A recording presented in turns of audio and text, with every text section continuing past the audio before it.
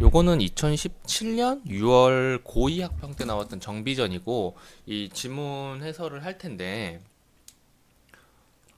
두 가지 측면에서 일단 이야기를 할 거예요. 첫 번째로 제가 이야기하는 것은 이 말들이 맥락상으로 어떤 식으로 연결되는지를 좀 중점 들어가지고 지금 저도 안 읽었으니까 같이 읽으면서 그 부분을 중점적으로 확인을 할 거고, 그리고 두 번째, 여기에 지금 제가 이걸 띄워놨죠.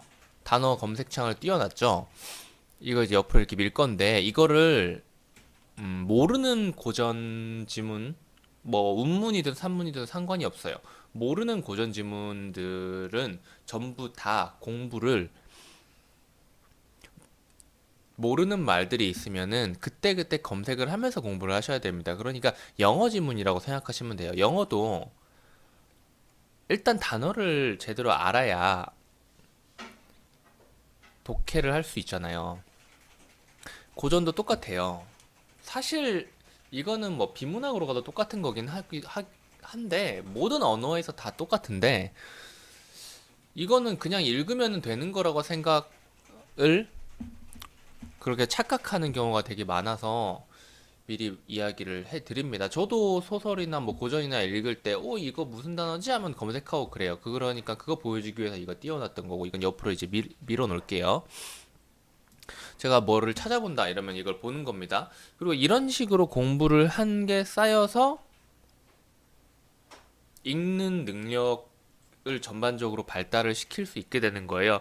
뜻을 찾아서 보는 것만으로도 한 번은 그 뜻에 대해서 공부를 했다는 거죠. 그리고 그걸 바탕으로 이 지문에 써져 있는 그 말, 내가 검색한 그 단어가, 잠깐만, 그거 어디 갔냐? 내가 검색한 단어가 그 지문에 나왔다는 것, 그리고 그 나와 있는 그 활용된 것을 보고 이해했다는 걸로 이미 공부를 두 번 한 거고, 그런 식으로 어휘력을 조금씩 조금씩 늘려가시면 돼요. 이게 셔츠가 하늘색인데 뒤에 초록색이랑 비슷해가지고 점점점 찍히네. 아무튼 이제 좀 읽어볼게요. 그러니까 정비전이라 그래서 내가 처음에 이제 쓱 한 몇 줄을 읽다가 이 정비라는 게 나는 무슨 삼국지의 장비 같은 건 줄 알았는데 그게 아니라 정비에서 말하는 이 정이라는 한자가 있겠죠. 지금 옆에 지금 정자 쳐놓고 검색을 하고 있는 겁니다. 한자 쪽으로 들어가서 무슨 뜻인지 궁금해서 일단 본 거예요. 이 정비전에서 이 정자는 되게 되게 아래쪽에 있어요. 되게 아래쪽에 있고 어 나올 때가 됐는데 안 나오냐? 1페이지엔 안 나오네. 2페이지에 보면은 이 정자가 정나라 정자래요. 혹은 성씨의 하나인데 뭐 성씨일 수도 있고 정나라를 의미하는 것도 있고, 그리고 비는 무엇이냐? 그래서 보니까 이 비는 왕비 비자래요. 혹은 태자의 아내 태자비 비자래요. 태자의 아내 비자. 그래서 아마 이 이야기는 기본적으로 이 제목만 가지고 봤을 때 정시성의 태자비 이야기라고 보시면 될 것 같습니다. 그리고 이제 읽어볼게요. 자, 차시가 뭔지 알아요? 차시가 뭔지 이제 검색을 해보시는 겁니다. 이제 차시, 전 뜻은 안 말해줄 거예요. 차시, 고전 소설에 쓰이는 차시라는 뜻이 있어요.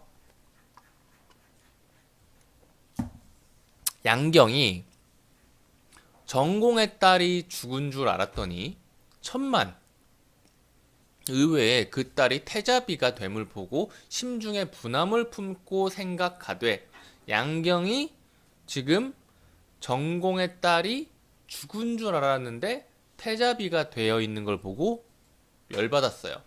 그리고 요망한 정녀가 죽였다고 하고 나를 속였으니래요. 지금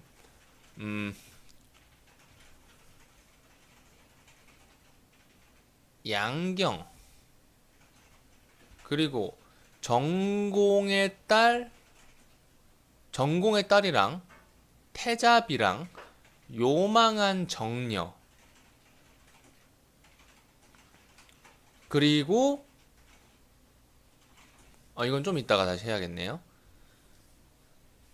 얘네가 같은 걸 의미하는 거죠. 이런 식으로 고전 소설에서는 한 줄 차이인데도 다른 단어로 표현하는 경우가 되게 많아요. 그래서 죽였다고 하고 나를 속였으니라고. 그러니까 이건 양경이죠. 양경. 어찌 분하지 않으리요. 태잡이라는 위세로 당당히 우리 가문 누구의 가문? 양경의 가문입니다. 내 먼저 개교를 도모하리라. 개교라는 것도 찾아보시면 좋을 것 같아요. 내가 먼저 뭔가 액션을 취할 것이다 라고 이야기를 하고 있는 거죠. 생각을 하고 있는 거죠. 그래서 그 액션으로 선택한 것이 양귀비 궁에 들어가는 건데 이 사람 이름이 양경인데 궁이 들어간 게 양귀비래요. 같은 양씨인 것 같네요. 그래서 남매가 비밀스럽게 상해. 여기까지 와서 확인할 수 있는 게 뭐죠?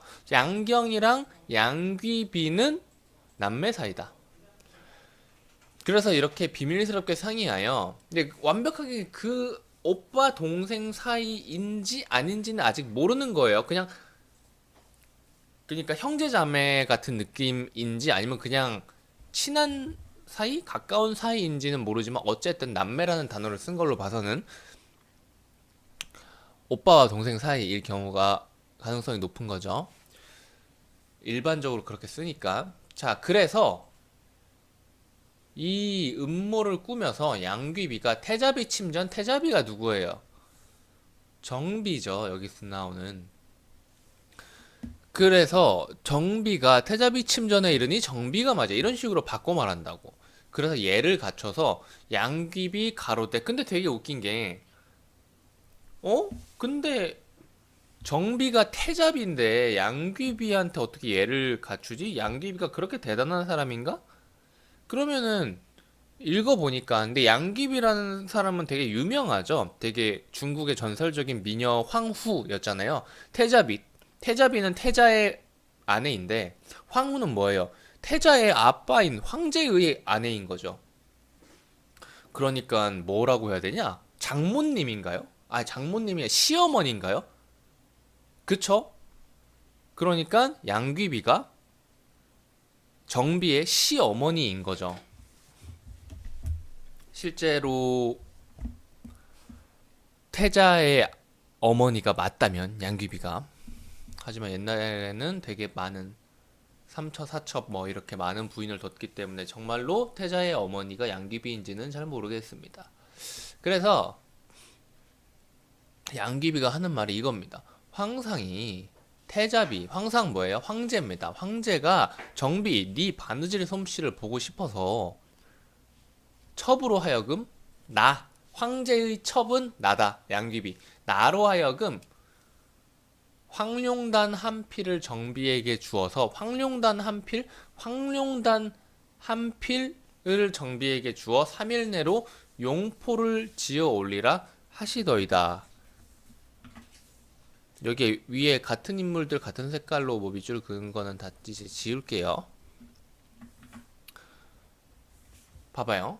황룡단으로 용포를 만들어 올리래 하면서 촉금단 한 필을 줬어요. 황룡단 한 필이랑 촉금단 한 필은 같은 거죠. 촉금단이 뭐예요? 매우 귀한 비단. 그러니까 황룡단은 그겁니다. 황룡이 새겨져 있는 비단이겠죠. 그리고 그 재질은 촉금단일 테고요. 황룡이 새겨져 있는 촉금단을 황룡단이라고 할 수도 있고. 그래서 정비가 허리를 굽혀서 받든 후에 주과를 내어 양귀비를 대접하더라. 주과는 뭐예요? 간식거리겠죠? 음, 과일 중에 주과라는 과일도 있긴 한데, 자, 암튼. 양귀비 늦도록 앉았다가 돌아가서 즉시 자기 딸 양귀비의 딸인 비연공주를 불러서 개교를 가르치는. 개교 뭐예요? 지금 여기서부터 계속 이어지는 거죠. 이 양경이 음모를 부려야겠다라고 하고 양귀비랑 상의해서 음모를 만들고 이 양귀비가 지금 정비한테 비단 주면서 이걸로 뭐 만들어와, 용포 만들어와 라고 말을 하면서 비연공주한테 불려가지고 야 이래이래 했으니까 넌 앞으로 이러이렇게 해라고 전달을 하겠죠? 그 음모 그 음모도 같이 지금 이어지고 있는 겁니다. 그래서 즉시 장락전이라는 곳에 가서 낮 문안을 마치고 황상의 곁에 있다가 문득 양귀비더러 왈이라고 하니까 이 장락전은 어디예요? 황제가 있는 곳일 겁니다. 그쵸? 낮에 황제가 있는 곳이겠죠. 그쵸?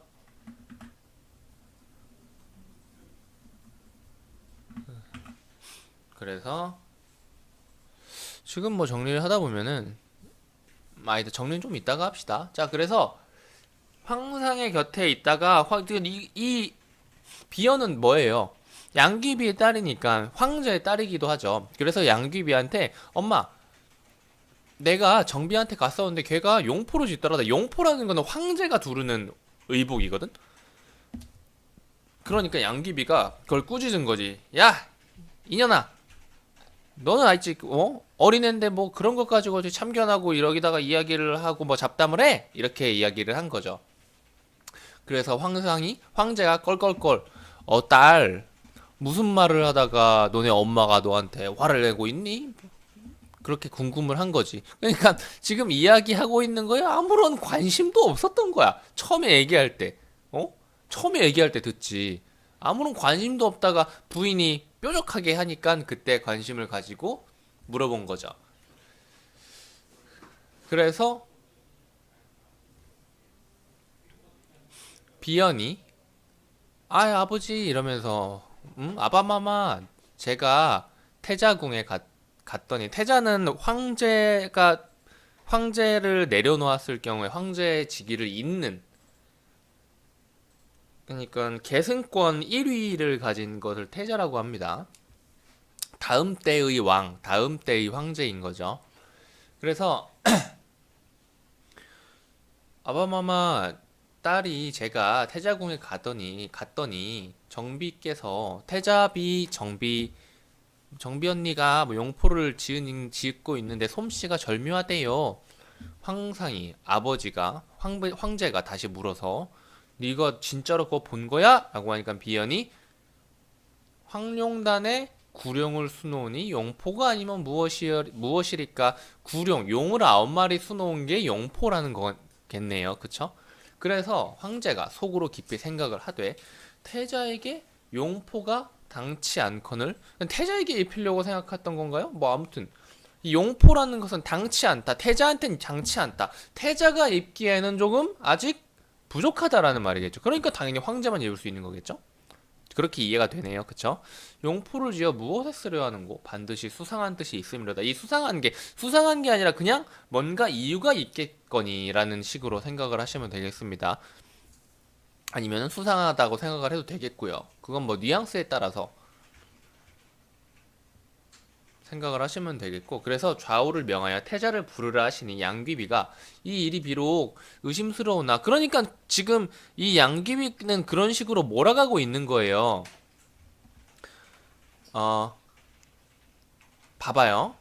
양귀비의 대사를 보면 이 일이 비록 의심스럽지만 제 딸이 어린애니까 얘가 보고 지 맘대로 하는 얘기일 수 있으니까 이걸 가지고 소란을 피우지 말아주십시오. 소란을 피우지 마십시오. 앞으로 서서히 보아서 그 행동의 진상이 드러나면은 그때 처치를 하시면 될 것 같습니다. 태자의 천성이 어질고 효성도 깊어요. 그런데 최근에 정비를 태자비로 들인 후로 행동이 조금 변했습니다. 그러니까 폐하는 원래 태자는 천성이 좋은 애니까 일단 노여움을 참으시고, 그런데 행동이 조금 변했으니까 후위를 벗어니까 이게 아주 그냥 야비하게 막 태자가 잘못했어요 이게 아니라, 태자가 잘하는 앤데 일단 정비를 들여가지고 뭔가 딴 생각을 먹게 된 것 같은데 이게 확실한 건 아니니까 조금 기다려보세요 라고 이야기를 하는 거예요. 그러니까 말리는 듯 하면서 보채는 거죠. 그쵸. 일단은 말리지만 마음속에는 그런 생각이 더 우러나게 야비하게 이야기를 하는 거죠. 여기서 의미하는 것은 무엇이냐? 그러니까 태자가 황제에 대해서 뭔가 반란을 생각하고 있다라고 의심을 할 수가 있는 상황이 된 거죠. 그쵸? 그래서 황상이 양귀비의 말을 아름답게 여겨서 이후로는 양귀비를 더욱 총애하고 태자랑 정비를 보면 기분이 나빠졌어. 이 새끼들 반란을 하려고 해? 이런 의심을 가지게 된 거죠. 그래서 황공함을 이기지 못하나 그 연유를 모르고 마침내 정비한테 왔던 이 황룡단, 촉금단이 용포가 되어서 용포로 만들어서 양귀비한테 드리니 양귀비 이를 황상께 드리며 뭐라고 말했겠어? 예상을 해보세요. 이것도 황제가 오해를 하게 이야기를 할 가능성이 높을 겁니다. 한번 읽어볼게요.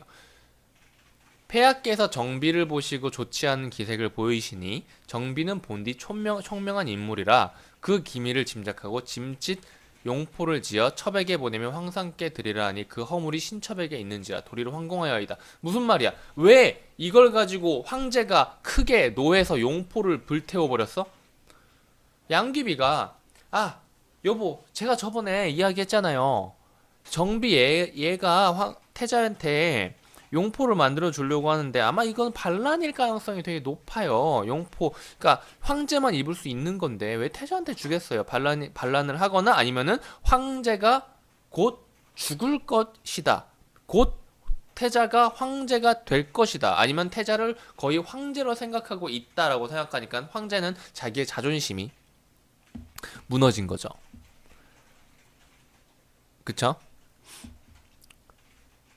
그것 때문에 기분이 나빴어요. 그런데 정비가 듣기로는 이거는 처음부터 황제가 양귀비한테 주고 정비한테 이걸로 용포 좀 만들어 오라 그래 라고 한 비단이었어요. 그거를 양귀비가 딸이랑 같이 해가지고 요로요로 해가지고 음모를 꾸미게 된 거죠. 어떻게? 황제가 태자한테 의심을 하도록 마치 태자한테 입힐 것처럼. 그런데 이제 여기에서 이제 그 마침점을 찍어버리는 거죠. 원래는 태자한테 줄 생각이었는데 정비라는 애가 똑똑하니까 황제폐하가 그걸 기분 나쁜 그러한 기색을 눈치채고 원래부터 황제폐하한테 드리려는 거였어요 라고 이야기를 하며 나한테 줬다 이거야. 그래서 내가 지금 내가 지금 양귀비입니다. 나한테 줬어요. 그래서 내가 지금 당신한테 가져다 드리는 건데, 정말 이거 보면서 되게 기분이 별로 안 좋았네요. 하지만 이것은 관리를 잘 못한 제 탓입니다. 라고 이야기를 하는 거죠. 황제 빡치겠어? 안 빡치겠어요? 빡쳤죠. 그리고 이 음모는 어디서부터 시작이 됐어요? 차시 양경이라는 것에서부터 시작이 된 겁니다. 그래서 양경이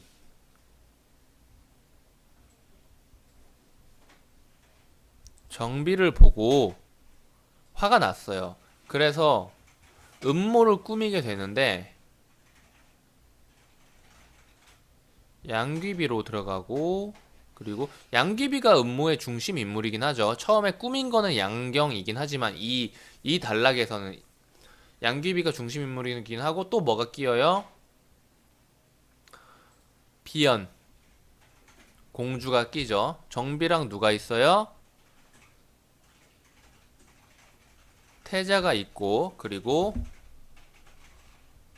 황제가 있는데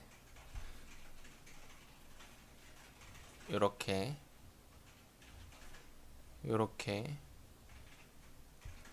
얘가 황제가 얘네를 보는 시선이 이렇게 있는데 얘가 중간에 끼어들어서 다르게 보게 한 거죠.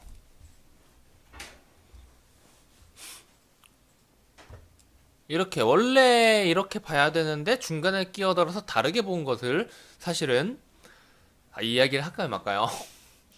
이런 거 생각이 되게 많이 나가지고 고3 기출 지문 중에 스푸핑 지문이 있어요. DNS 스푸핑 지문인데 이게 일단 여기까지만 이야기합시다. 나중에 3단계 독서 교재를 할 때 확인을 할 수 있을 겁니다.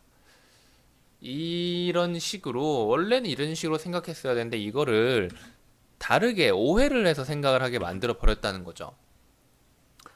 그리고 이제 중략 부분 이야기를 좀 해보겠습니다. 중략 부분은 잘 읽어야 돼요. 보면 양귀비는 자기의 아들이 독질로 사망하자, 이거 뭐 안 좋은 병이겠죠. 정비가 독살한 것으로 꾸민대요. 또 이제는 독살도 정비가 한 걸로 꾸며버렸네요. 정비를 아끼던 황후, 그러니까 양귀비는 황후 처가 아니라 여기에 첩이라 그랬죠. 첩이라 그랬죠. 첩이 뭐냐? 부인에서는 처가 있고 첩이 있습니다. 그러니까 이게 바로 정실 부인이고 이거는 플러스 알파로 들여온 부인인 거예요. 그러니까 양귀비는 첩이라는 게 맞았네요. 그러면은 황후도 아니었고 황후는 또 따로 있었겠죠.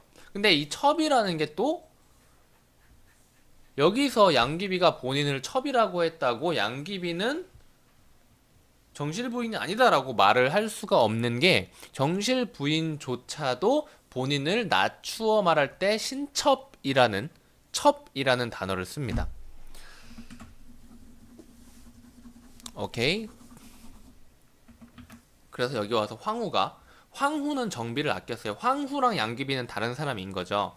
그래서 황후가 정비를 구해주고 멀리 떠나도록 합니다. 이후 정비는 아버지 정공과 중마고우인 이시랑을 만나 그의 집에 숨어서 지내고 있습니다. 라고 하는 겁니다. 이건 뭐예요?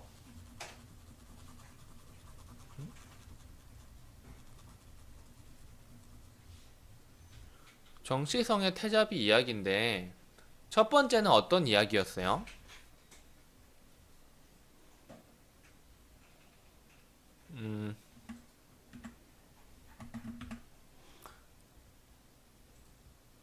음모에 당해 도망친 이야기입니다. 아니 음모에 어,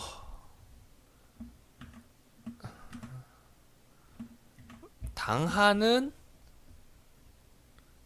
일화인 거고, 그리고 중략 부분에서 음모에 당해 도망침, 그리고 어디에요? 이시랑의 집에 숨어서 사는 것까지. 그리고 나서 이제 여기에서도 이야기를 이어가는 거겠죠. 차시라는 단어가 나왔네요. 찾아보세요. 정비가 이시랑 집에서 밤낮으로 갑자기 무예를 연습해. 이거 왜 무예를 연습할까요? 다 쳐 죽여버리겠어라는 생각이겠죠.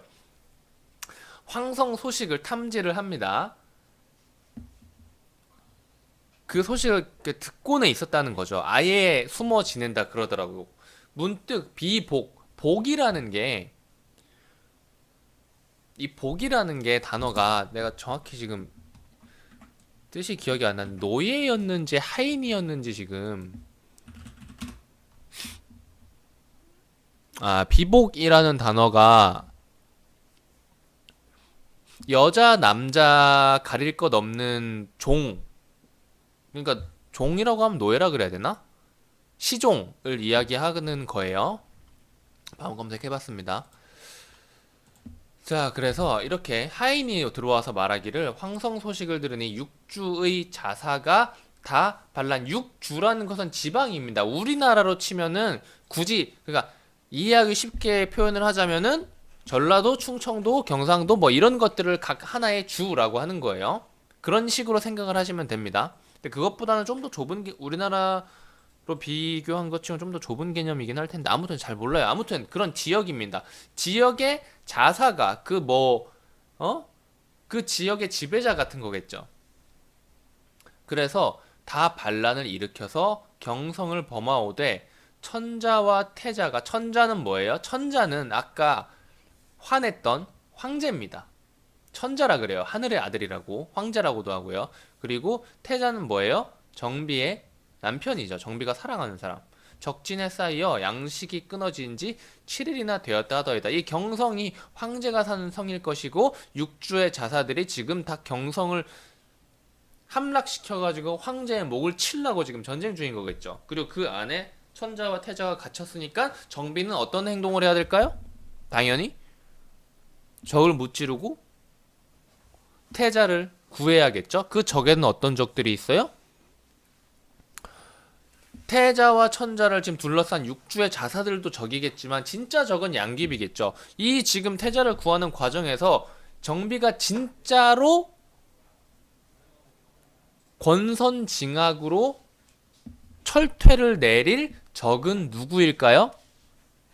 양경이랑 양귀비 일당일 거예요. 그리고 나라면 내가 고전 소설을 쓴다면 내가 이 소설을 썼다면은 이 육주의 자사들을 정비가 완벽하게 다 무찌르는 게 아니라 뭔가 대단한 무언가로 이 사람들을 물러나게 하거나 아니면 태자만 잘 구해 오거나 뭐 그런 식으로 행동을 할 것 같아요. 읽어볼게요. 여기서 뭐 지금 중간에 끊겨가지고 안 나와 있을 수도 있는데 정비 크게 놀라며 왈 이는 필시 양경의 소행이라 양경이 갑자기 또 이렇게 또 소행을 부려가지고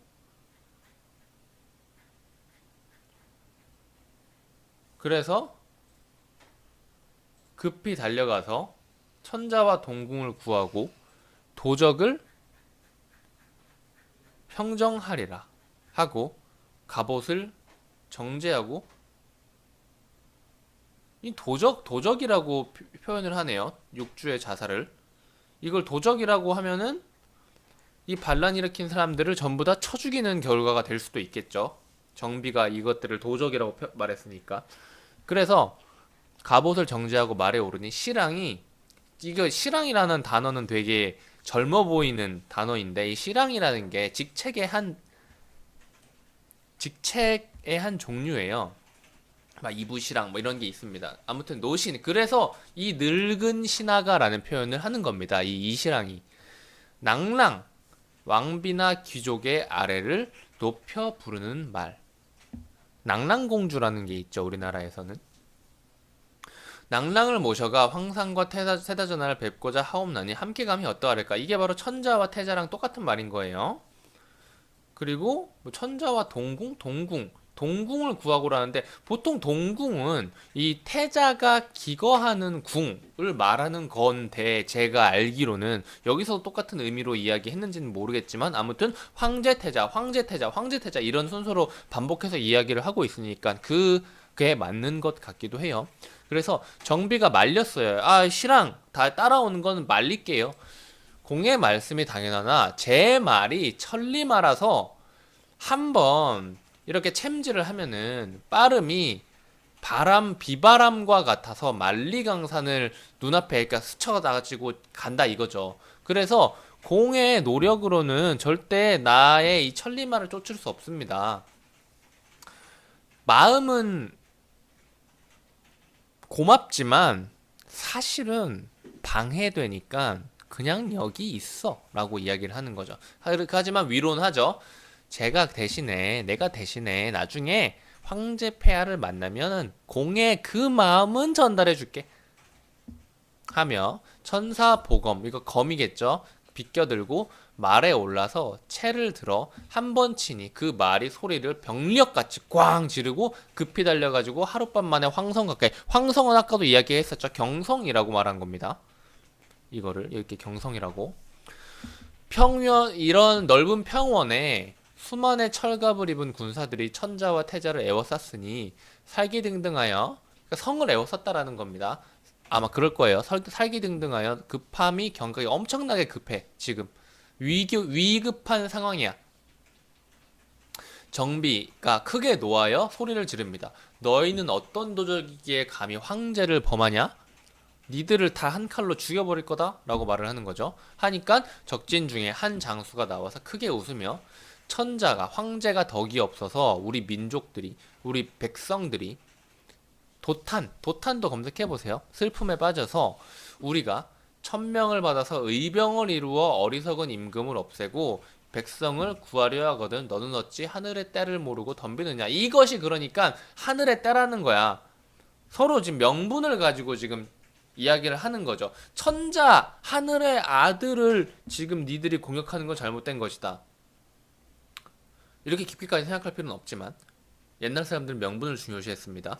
그런데 이쪽에서도 천자가 잘못해가지고 천자를 죽이고 백성을 구하는 것이 하늘의 뜻이다. 둘 다 하늘이란 단어를 썼죠. 그래서 여기까지 이야기를 했고 정비 크게 놓아여 창을 들어 공중을 찌르며 여기서 갑자기 양씨 가문이라고 정해서 이야기를 해버리죠. 너희 양씨 가문이 이 양경, 양귀비 이런 가문이 대대로 국록을 먹고 나라에서 주는 돈을 먹고 너희 누이 총애를 받으니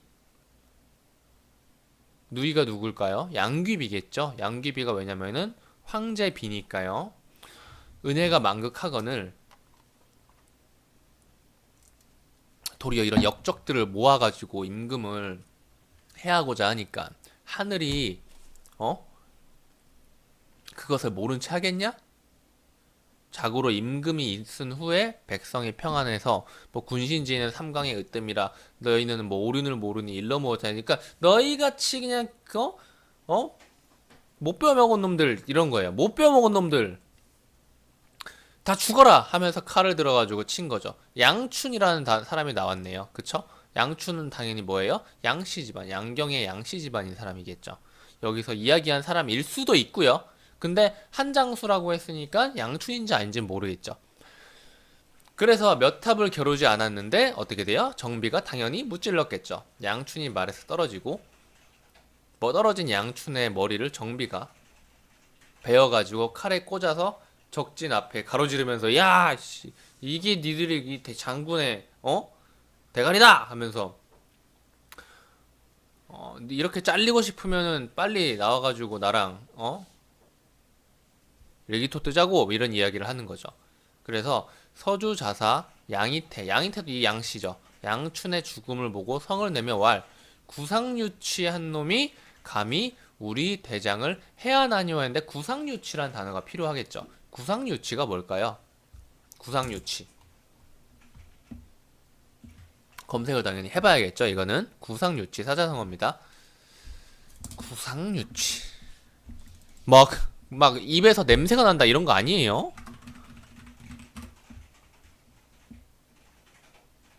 맞네요. 그러니까 입에서 냄새가 나도록 뭐 썩은 그런 게 아니고 구상유치라는 것은 입에서 어렸을 때는 젖을 먹잖아요. 입에서 젖 냄새가 날도록 젖비린내 나는 애송이라는 거죠. 입에서 내가 방금 전에 말했던 입에서 냄새가 난다는 게 아니라는 말은 이게 되게 뭐 입냄새, 입에서 썩은 내 뭐 이런 이야기로 한 거였는데 아무튼 그러네요. 구상유치 원래 알고 있었는데 이거 이야기할 때는 까먹은 상태였는데 다시 한번 확인을 하는 계기가 되었습니다. 그래서 정비는 이 양이태도 당연히 목을 쳐버렸겠죠. 양이태의 머리를 베어서 말 아래 내려치고 바로 적치나 달려들어가지고 좌충우돌하면서 막 으아 하니까 막 풀베듯이 머리가 우숭숭숭 베어졌다 이거야. 그래서 감히 가까이 올 자가 없는지라 도망친 상태에서 이제 다시 위기의 황제랑 태자를 구출하는 과정에서의 전투인 거죠. 이 전투가 끝나면 어떻게 되겠어요? 당연히 maybe maybe라고 합시다. 당연히는 없으니까. maybe 정비에 대한 황제의 의심은 당연히 해결이 되겠죠. 그리고 어떻게 돼요?